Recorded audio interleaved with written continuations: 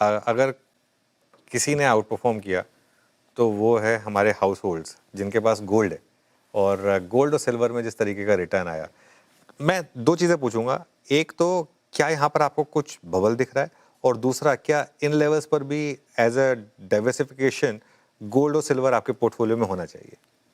अनुज जी, इसमें I just take a step back कि actually gold and silver are not performing asset in that sense कि उसमें कोई आपको डिविडेंड या इनकम नहीं मिलने वाला। प्रोडक्टिव एसेट नहीं है। तो ये गोल्ड का, जैसे वॉरेन बफेट कहते थे, this is a fair trade and equity is a hope trade.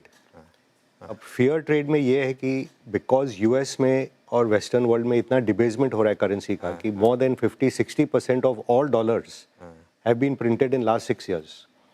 तो दुनिया ऑलरेडी मूव कर रही है ये करेंसी डिबेसमेंट के खिलाफ, एंड दैट्स वाई जो सेंट्रल बैंक है दुनिया के, उनमें काफ़ी बाइंग हो गई है कि हमको डॉलर नहीं होल्ड करना है, यूरो नहीं होल्ड करना है, तो हम सोना होल्ड करेंगे। तो net settlement still gold is a store of value.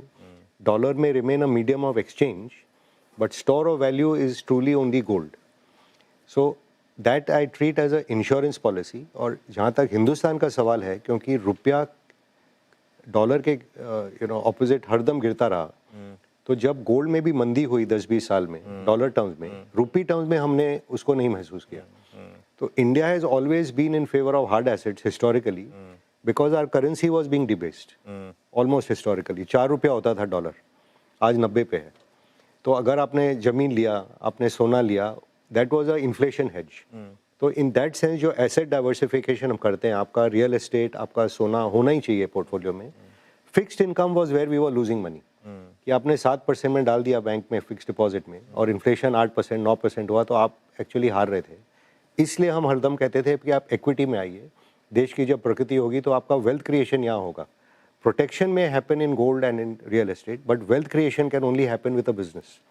And जो दूसरा सवाल आपने कहा कि अगर मैं सबसे सक्सेसफुल स्टॉक मार्केट इन्वेस्टर को देखूं, लेट्स से उन्होंने 50,000 करोड़ कमाया, बट जो 125 नंबर का कंपनी का प्रमोटर है, उसकी वेल्थ उससे काफ़ी ज़्यादा है।